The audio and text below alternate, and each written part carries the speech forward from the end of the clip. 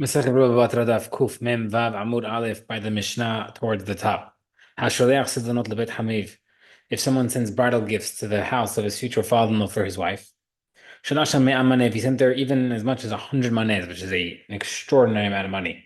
Va'achasham Sudat Hatan Afil B'dinar. He ate there even just a little bit. He only ate a little bit, like a dinar's worth. Eno Nechvin. The bridal gifts are not returned in the case if the marriage is not completed because he ate there. Lo achasham Sidon Hatan, but if he didn't eat there, Shadach Sidon Rubin, and even if he sent, sorry, then he gets back. Shadach Sidon Rubin, if he sent a lot of gifts, and he said specifically that it'll come with her when they get married. He sent her Swaney goods for the house. And he collect it back because it was meant for them, and therefore they're not married anymore. It goes back. So not if he sent small gifts or few gifts that she would use in her father's house, makeup, whatever it is, and those are not conducted. Okay, if the guy ate, Mishnah said if he ate a dinar's worth of food, then he does not collect anymore because he sent the gifts, ate there, then like it transferred it over. But if it's less than the dinar, it's not transferred over, and he can get it in the case of the marriage not completed. The Gemara says, "Pshita, dinar dinar."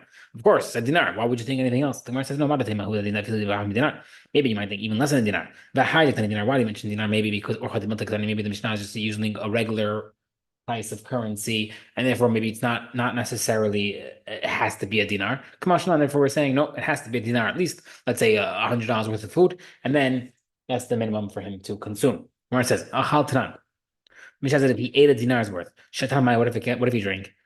Who tanan says he ate it. Shalu hayma. What if he sent a shliach instead? Sham tanan said he ate it there. Shiger lo mai. What if his father-in-law sent him Uber Eats to his house? Does that count? Because the guy ששגר לו את עמי בני הקרנות של כדי יין ושכדי שמן וכשכדי לזהב ושל כלי זהב של כלי מילת. He got engaged to a woman and sent to the house of his father-in-law 100 wagons of wine, oil, silver utensils, gold utensils, and wool.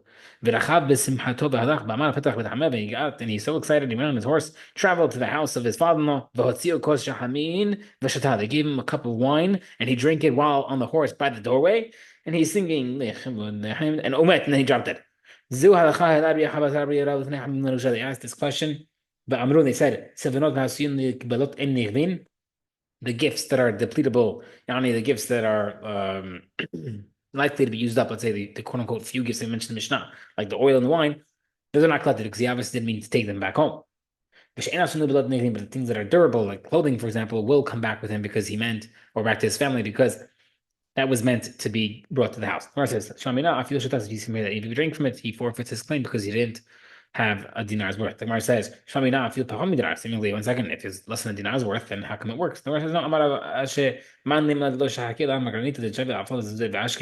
so we first answered the question that it, even drinking counts because we see he drank and some of it did not get returned. Next question is, but if he drank wine, that's not a dinar's worth, so why is it getting returned under the dinar? The Gemara says no, it's different because maybe back then for Hashu people they used to grind up pearls to put inside their wine. So maybe that's what was inside, therefore it was worth a dinar. The Gemara says no. Shemata shmina afilu shigra lo. So he says maybe you also learn from here that if the guy weighs his claim if they sent him food because he ate it outside the house. The Gemara says no. Maybe the entrance of the house is part of the house, and therefore it's not a proof that outside the house counts. Okay. What if the halacha is if he wants to proportionate the item, meaning if he ate a dinar's worth, we mentioned, right? So what if he ate a half a dinar? Does he get a refund of half? If he ate a quarter dinar, does he get a quarter of the refund? Like, is it all or nothing dinar or not? Gemara says. Next question. Shivach sidonot mahu. What's halacha regarding the appreciation of the gift that he sent? He sent the Bitcoin and then all of a sudden went up 20 grand. How does that work? The money that went up. Do we say that because technically, since they're still there, he should get the profits? Or we say since if they are stolen or lost, she would have to pay him because it was and therefore it's in her possession that it got up. Teku, no answer. Right? If what's the halacha regarding one of the bridal gifts that are supposed to deplete, let's say wine, but it didn't run out. What's halacha? Is that considered refundable or not? Tashma vizu halacha l'Rabbi Achabar shivra l'tanachim b'usha. We said if I'm listening to the house in the built and it's mentioned the depletable gifts are refunded, not refunded. The non-depletable gifts are not refunded. or collected rather. My love of level, sounds like you return it regardless whether or not it was not depleted. Where says no. Law the referring to the case where it was depleted. Not a proof. Tashma. Sevenot mu'atin shetishmesh behen vehi aviha in nechvin. If you sent her wedding gifts and he said you only use them when you're in your father's house, then they're not collected because he wants them to stay there. The Gemara says that's not about expensive stuff. It's referring to caps and nets for the hair, and therefore that's not returned even if they're still existent because he specifically waived them because they're so cheap he doesn't care. Okay, Amar Yidam Ashrav. Maaseh Bedam Echash Shishkel B'Hanan, the guy who sent to his father-in-law's house. Yain Hadash V'Shem Hadash V'Klip V'Shem Hadash B'Atzeret. He sent new wine, new oil, and garments, and new linen for Shavuot. Michael Mashon, what is it? A very nice story. The end. Now what? Let's teach you. Gemara says no. Ibad Ema Hashivta Eretz Yisrael Kamashlan either is telling you how awesome Eretz Yisrael's land is, that it's still new oil and wine and flax being available as Shavuot, which is pretty early. Ibad Ema the Itain, or maybe you want to say because he makes a claim. Tanat Itanei is a good claim that the guy wants to claim that wants to recover the gifts that he sent, and he said, "Oh, I sent new wine." And he said, "What do you mean you sent new wine? If it's Shavuot, it's too early to send new wine." And he says, "No, that's the point. I'm teaching you that how awesome Eretz Israel is, and then if I want a refund, I should get refunded." Okay. There was an incident where the guy told his wife that a guy was getting married to a G, and he heard that she had no smell. So he took her into a broken down house to test her sense of smell. Apparently, it was a deal breaker. He says to her in his house, I smell a bad smell of like a radish, like the galil. Right? She said to him,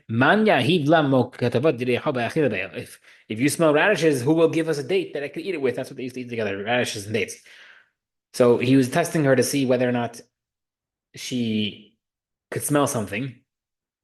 And she didn't exactly prove it either way. All of a sudden, the house collapsed on her and she died. Since he only brought her into the house to test her, meta in Yashan. So if she dies, they weren't set to get married yet because he's probably still not sure, and therefore he doesn't inherit her. Okay. And yeah, I guess the deal breaker if she can't smell the rice is burning or the pamper, then yeah, 100%. So if you sent a few barter glyphs that she should use them in her father's house, we mentioned that she keeps it and it's not refunded. He said, Ben Shemetahi, Ben Shemetahu, whether or not whoever died first, Hadar who that or whether he retracts, so not Hadar, the barter gifts do go back. Ma'achal Mishtedo Hadar, but the food and drink does not go back, like we said earlier. Hadar Ba'ihi, but if she's the one who backed out, Hadra afilu kisha diarka, you return everything, even vegetables. Maravuna bereda yeshua v'shemin lahen dmei v'asar bazol, you assess the value of meat at the cheap rate. Ad kama bazol was considered cheap rate, at 33% less. So if she had meat at the time, she refunds him 66 out of pennies on the dollar because no one told her to give you a skirt steak. Therefore, you pay back a cheaper rate of what she consumed because there's no reason to pay back full price. Okay. If there was a guy who was dying and he signed all his properties to someone else, but he left a little bit of land for himself, which kind of shows that he's not for sure, he's not convinced that he's dying. The gift stands if he were to recover. If he did not retain any land, but he tried to get everything away, and it did not stand because in both these cases, I'm on a case where he recovers. So the first case where he left himself some land, he obviously had a feeling that he might recover, and therefore he wanted enough, and therefore the property transfer goes through at his request. If he did not retain any land, he must have thought he was dying, and therefore if he recovers, the whole thing's canceled out because he gave away everything else thinking he's dying, and if he didn't die, you want it to come back. Okay. Which Tana holds that we go according to assessments, meaning we check the context. We see over here seemingly the same concept. We're checking the context of what's going on. You're giving everything away except for one item. Must be he might live and he knows he might live and therefore it should work. If he does not leave anything behind, he thinks he's dying and therefore if he doesn't die, it should return. Someone's son went overseas. Then he heard his son died. He rose and he got up. He's like, I'm running all my possessions to so and so. Then also his son returns. The present still works. Says, no, it doesn't work. If he would have known that his son was alive, he would have written it. Therefore, we see that Shimon Manasseh goes according to context and mindset. مثلا Rav Shimon Amar, Rabbi Shimon Shizuri. It's not Rabbi Shimon Ben Asa, but Rabbi Shimon Shizuri. The Tana said Rabbi Shimon. Initially, we used to say, "Hey, if someone's going out in chains to be executed by the authorities." He said, "Go write a gift for my wife. You should write it and give it, even though he didn't say deliver the get. He just said write it." Also, another, they said, even someone who is setting out to sea, or he's leaving in traveling over the desert, and he says the same thing. Uh, you write it and deliver it. And Rabbi Shimon Bizri Amar, Av Hamizukan, so to a person who's dying as well, you do the same thing. So we see us here as well. We interpreting what the guy is thinking, and the fact that he's in a dangerous situation. So we see that we follow according to mindset and context, and we follow through. Like Mar says, why did Nachman not say like Rav Shimon Zuri? Why did he say Rav Shimon Ben Asya? Mar says, Shani Hatan Amar Kitfu. Over there is different because he said write the get, meaning that's not really an assessment. That's not assuming anything. He said write it, so you just give it. Versus our case of the dying person, you have to think what he's thinking. We say no.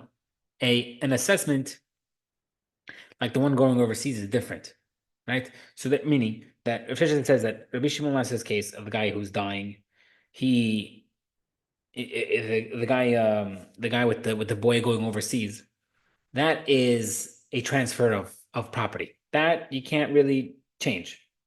However, in our case, that's direct link direct that first case of the child going overseas is directly linked to the child dying or thinking he died. That's why maybe you could cancel it. But no, the second case, maybe it's not a direct link because it's the guy who's sick or the guy's executed. It's not 100% that he's gonna die, and therefore, it's not a good comparison and it's not a good proof for our Mishnah. Amen. Amen.